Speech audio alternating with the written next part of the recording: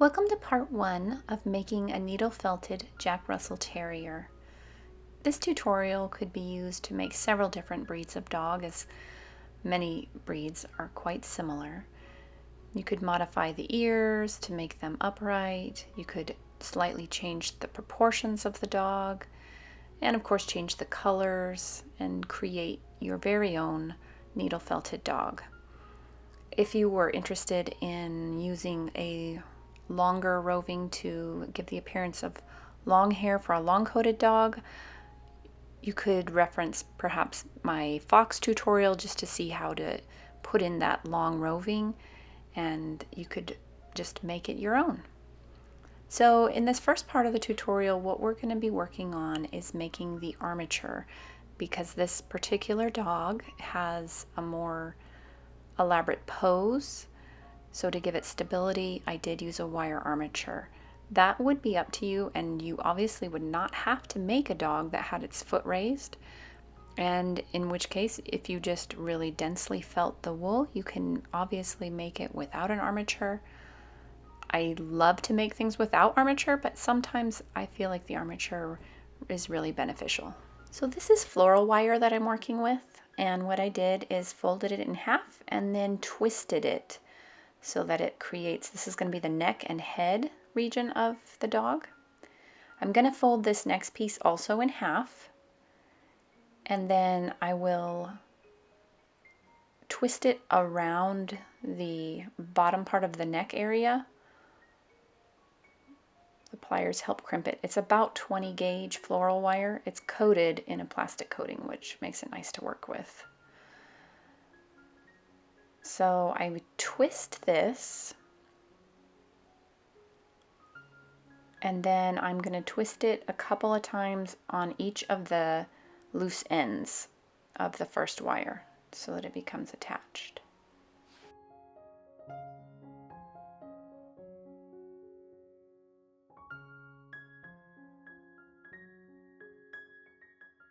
I'm taking the two longer strands of wire and I'm going to twist them together to form the back of the dog, and the ends that are left untwisted will become the hind legs. And you'll just twist this for as long as you need for your proportions to be right, depending on whichever dog you're making. If you work off of a photo that you have printed out, you can draw on it, take measurements, and if you were able to print something out to the exact size that you're planning to make, sometimes that can be useful as well.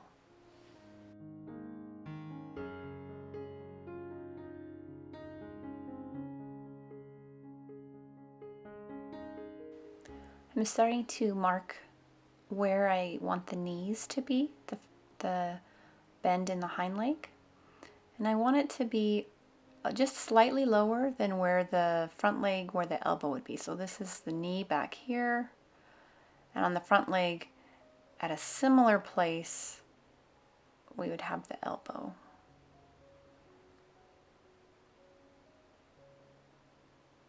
The pliers are really helpful in getting some of this wire to bend. It is fairly stiff. You can see these aren't exactly the same length, but it's not a big deal. I don't plan to put wire in the paws portion anyway, because it makes it very difficult to get a lot of detail with the toes when there's wire inside. The front legs are a little bit too long, so I will be trimming off some of the wire on the front legs.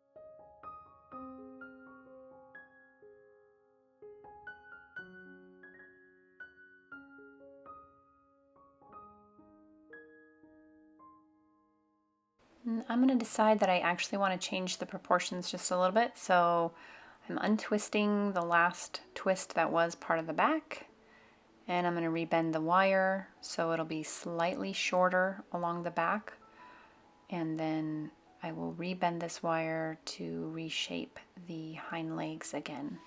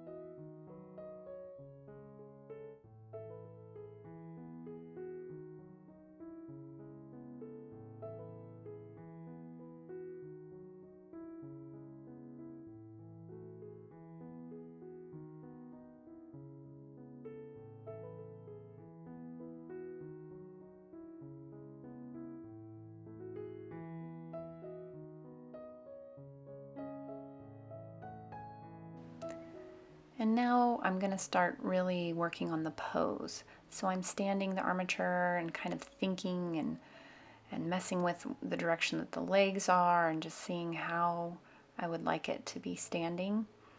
So I'm going to adjust the back legs a few times and the front legs and just see what I like. I'm sorry the view is from the top here, so you can't really see what I'm thinking about very well, but I will make sure that there's footage that shows this from the sides so that you can see what I end up with.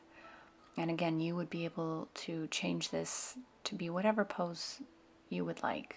I'm just trying to really focus on having enough stability that the armature will stand, and also I'm trying to give it a pose that seems pretty natural.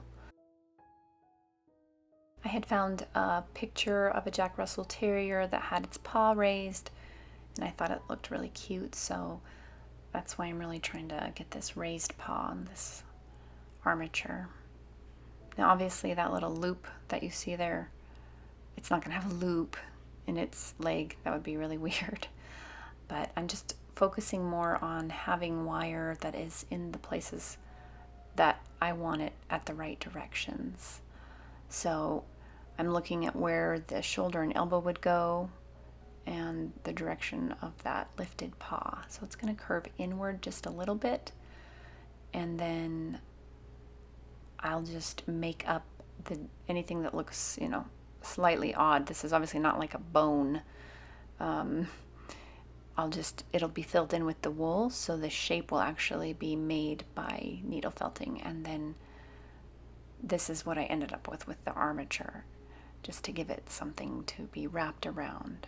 So this is the left side of it, and then the top. And still looking at, is it stable? It seems pretty stable.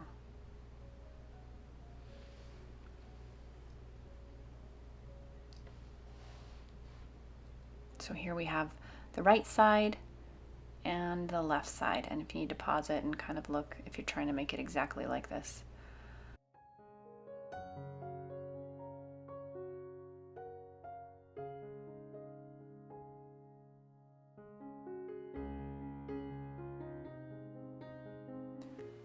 So the next thing that I'm going to do is take some chenille stems or pipe cleaners, and I'm just going to wrap them around the armature as it currently is, and that is going to give the wool something to grip on when I start wrapping the wool around this armature.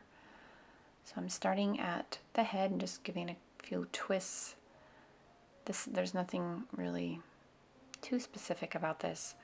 I just want to make sure that I get the armature coated with the chenille stems so that the wool can grab it. So this is what I ended up with. And after this, we're ready to move on to putting wool onto the armature.